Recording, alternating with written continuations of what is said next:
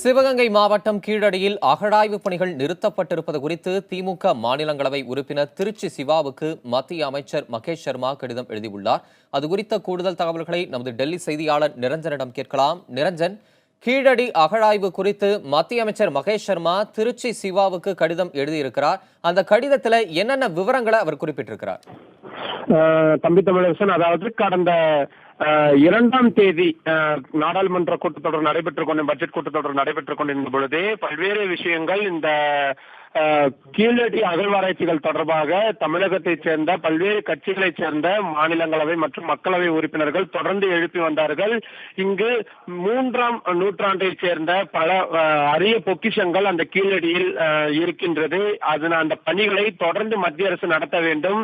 அது நிறுத்தி வைக்கப்பட்டிருப்பதன் காரணமாக அவை நாளுக்கு நாள் சிதைந்து வரக்கூடிய ஒரு சூழ்நிலை இருக்கின்றது.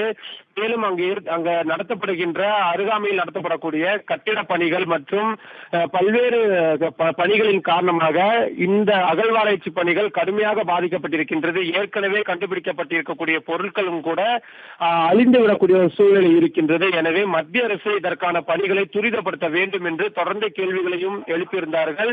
தனியாக இதற்கென்று கடிதங்களும் கொடுக்கப்பட்டிருந்தது. இந்த நிலையில் தான் தற்பொழுது மத்திய கலாச்சாரத்துறையின் அமைச்சராக இருக்கக்கூடிய மகேஷ் சர்மா அவர்கள் திருச்சி சிவா அவர்களுக்கு, அதாவது திமுகவின் மாநிலங்களவை உறுப்பினராக இருக்கக்கூடிய திருச்சி சிவாவிற்கு ஒரு பதில் கடிதத்தை எழுதியிருக்கின்றார். அந்த கடிதத்தில் மிக தெளிவாக அவர் குறிப்பிட்டிருப்பது, கீழடி அகழ்வாராய்ச்சிகள் எதுவும் நிறுத்தப்படவில்லை, தற்காலிகமாகத்தான் அவை சில பராமரிப்பு பணிகளுக்காகத்தான் நிறுத்தப்பட்டிருக்கின்றது. அது மட்டுமில்லாமல் 2014ஆம் ஆண்டு தொடங்கி 2016ஆம் ஆண்டு வரை தொடர்ந்து இந்த அகழ்வாராய்ச்சிகள் 2 ஆண்டுகளாக நடைபெற்று வந்தது. இந்த ஆராய்ச்சிகளில் என்னென்ன மாதிரியான விஷயங்கள் கண்டெடுக்கப்பட்டது உள்ளிட்டவற்றை டாக்குமெண்டேஷன், அதாவது ஒரு ஆவணப்படுத்துகின்ற பணிகள் நடைபெற்று வருகின்றது. அவை முழுமையடைவிருக்கின்றது. அதன் பிறகு மக்களுக்கு, பொதுமக்களின் பார்வைக்காக என்னென்ன மாதிரியான கண்டுபிடிப்புகள் அங்கிருந்து எடுக்கப்பட்டது உள்ளிட்ட விவரங்கள் பொதுமக்களின் பார்வைக்கு அனுப்பி வைக்கப்படும்.